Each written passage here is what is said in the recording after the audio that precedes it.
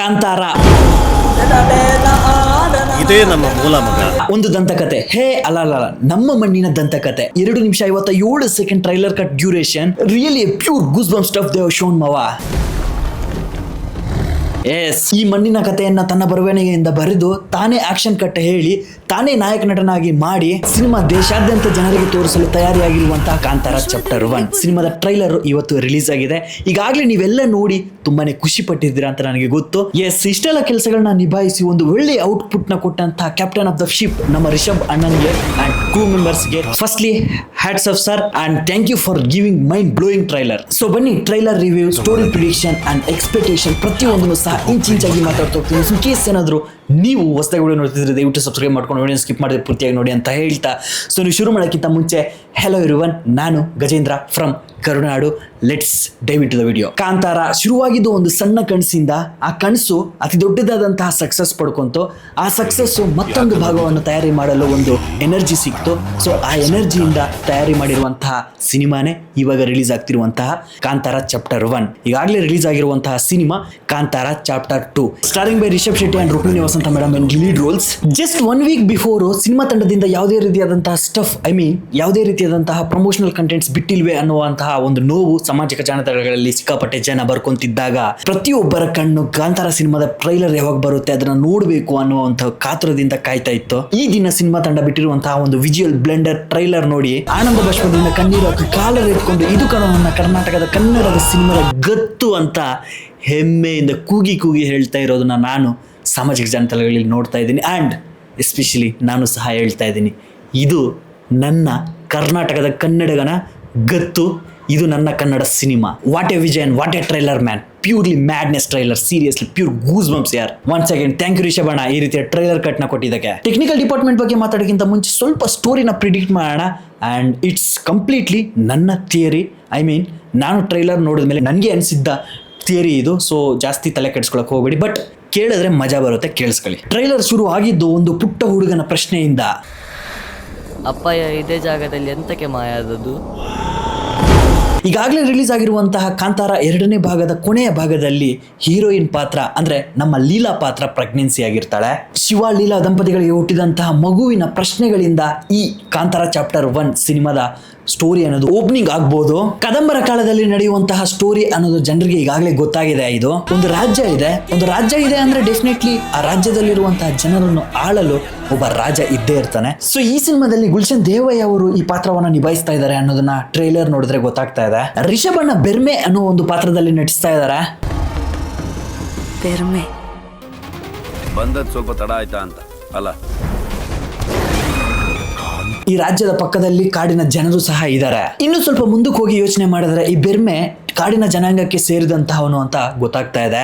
ಅಲ್ಲಿ ಬ್ರಹ್ಮ ರಾಕ್ಷಸ ಇದ್ದಾನೆ, ಬಟ್ ಈತ ರಾಜನ ಮನೆತನಕ್ಕೆ ರಕ್ಷಕನಾಗಿ ಕಾಣಿಸ್ಕೊಳ್ತಿದ್ದಾನೆ ಟ್ರೈಲರ್ ಅಲ್ಲಿ ನೋಡ್ತಿದ್ರೆ. ಅಟ್ ದಿ ಸೇಮ್ ಟೈಮ್ ಆ ಕಾಡಿನ ಜನಾಂಗಕ್ಕೂ ಸಹ ರಕ್ಷಕನಾಗಿ ಕಾಣಿಸ್ಕೊಂತಿದ್ದಾನೆ. ಅದನ್ನ ಮುಂದೆ ಹೇಳ್ತೀನಿ. ದಿನಗಳು ಕಳೀತಾ ಇದ್ದಂತೆ ಬೆರ್ಮೆ ಮತ್ತು ರಾಜ ಮನೆತನದ ಕನಕಾವತಿ ಇವರಿಬ್ಬರ ಮನಸ್ಸುಗಳಿಗೆ ಪ್ರೀತಿ ಎನ್ನುವ ಘರ್ಷಣೆ ಯಾಗಬಹುದು. ಇದನ್ನ ಇಲ್ಲಿಗೆ ಡಾಟ್ ಇಟ್ರೆ ಕಾಂತಾರ ಕಾಡಿನ ಜನತೆಗೆ ಪಂಜುರ್ಲಿ ಮತ್ತು ಗುಳಿಗ ಗಣಗಳು ಎಲ್ಲಿಂದ ಜನರಿಗೆ ಸಿಕ್ತು ಅನ್ನೋದನ್ನ ಕ್ಲಿಯರ್ಲಿ ತೋರಿಸ್ಕೊಟ್ಟಿದ್ದಾರೆ. ಅಂಡ್ ಬ್ರೋ, ಈ ಕಾಡಿನ ಜನಾಂಗ ಅಥವಾ ಈ ಟ್ರೈಬ್ಸ್ ಅಂದಾಗ ನಿಮ್ಗೆ ಏನಾದ್ರು ಹರ್ಟ್ ಆಗ್ತಿದ್ರೆ definitely sorry, because I don't know exact word.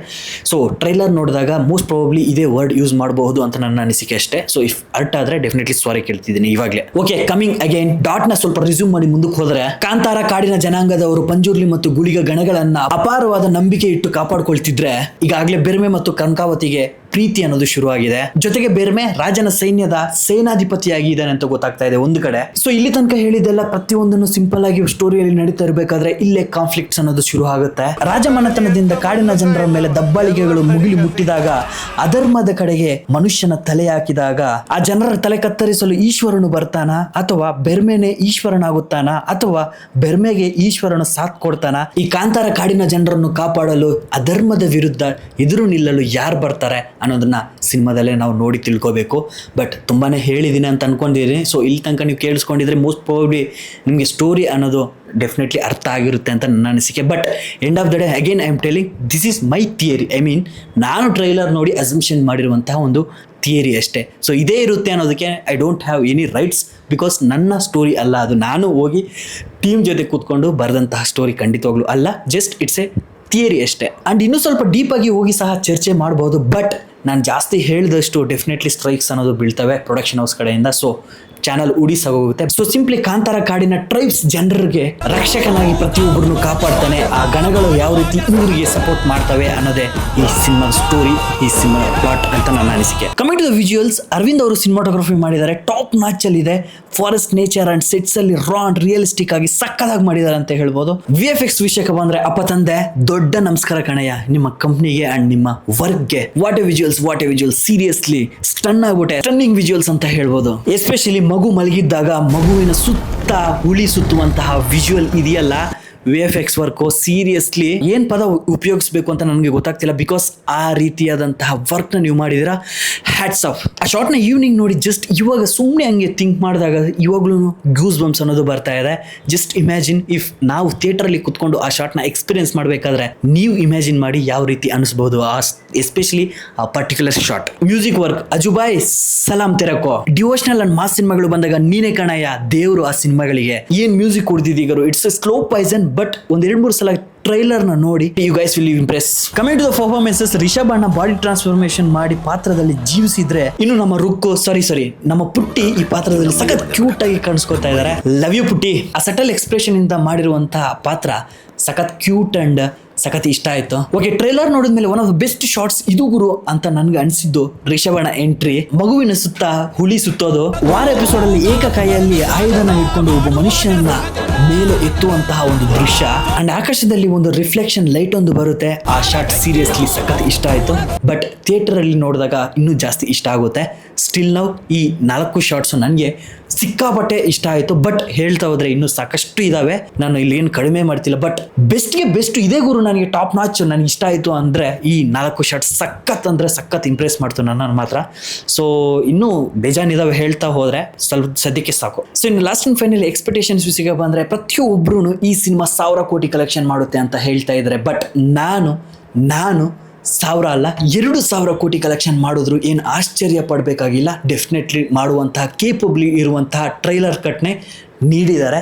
So ಜನರಿಗೆ ಬಿಟ್ಟಿದ್ದಂತಹದ್ದು ಫಸ್ಟೇ ಇಫ್ ಜಸ್ಟ್ ಪಾಸಿಟಿವ್ ಟಾಕ್ ಪಡ್ಕೊಂಡ್ರೆ sure shortly it's a cake work for 2000 crores in 2025. ಕರ್ನಾಟಕದ ಕನ್ನಡದ ಏಕ ಸಿನಿಮಾ ಕಾಂತಾರ ಆಗುವುದರಲ್ಲಿ ಎರಡನೇ ಡೌಟೇ ಇಲ್ಲ. ಎಕ್ಸ್ಪೆಕ್ಟೇಷನ್ಸ್ ಖಂಡಿತವಾಗ್ಲೂ ಪ್ರತಿಯೊಬ್ಬರಿಗೂ ಇದೆ. ಬಿಕಾಸ್ ಆ ರೀತಿಯಾದಂತಹ ವರ್ಕ್ ಅನ್ನೋದು ಮಾಡಿದ್ದಾರೆ ಅಂತ ಟ್ರೈಲರ್ ಮುಖಾಂತರ ತೋರಿಸ್ಕೊಟ್ಟಿದ್ದಾರೆ. ಆ್ಯಂಡ್ ಪ್ರತಿಯೊಬ್ಬರು ಅಕ್ಟೋಬರ್ 2ನೇ ತಾರೀಕು ಸಿನಿಮಾ ನೋಡೋದಕ್ಕೆ ಪ್ರತಿಯೊಬ್ಬರು ಕಾಯ್ತಾ ಇದ್ದಾರೆ. It's releasing in IMAX version. If possible ಆದಷ್ಟು ನೀವು ಐಮ್ಯಾಕ್ಸ್ ಅಲ್ಲಿ ಚೆಕ್ ಮಾಡಿ. ಇಫ್ ಟಿಕೆಟ್ ಸಿಕ್ಕಿದ್ರೆ ಅಲ್ಲಿ ಹೋಗಿ ನೋಡಿ ಅಂತ ಹೇಳ್ತಾ, ಅಂಡ್ ಲಾಸ್ಟ್ ಅಂಡ್ ಫೈನಲ್ ನಾನು ಪ್ರೊಡಕ್ಷನ್ ಹೌಸ್ ಅಂದ್ರೆ ಹುಮ್ಮಲೆ ಸಂಸ್ಥೆಯ ಜೊತೆ ನಾನು ಒಂದು ಸಣ್ಣ ರಿಕ್ವೆಸ್ಟ್ ನ ಮಾಡ್ಕೊತಿದ್ದೀನಿ. ಬಿಕಾಸ್ ಈ ವಿಡಿಯೋದಲ್ಲಿ ನಾನು ಸಾಕಷ್ಟು ಕ್ಲಿಪ್ಸ್ ನ ಯೂಸ್ ಮಾಡಿದ್ದೀನಿ. ಅಟ್ ದ ಸೇಮ್ ಟೈಮ್ ನಾನು ಸ್ಟೋರಿ ಏನೇನೋ ಹೇಳ್ಬಿಟ್ಟಿದ್ದೀನಿ.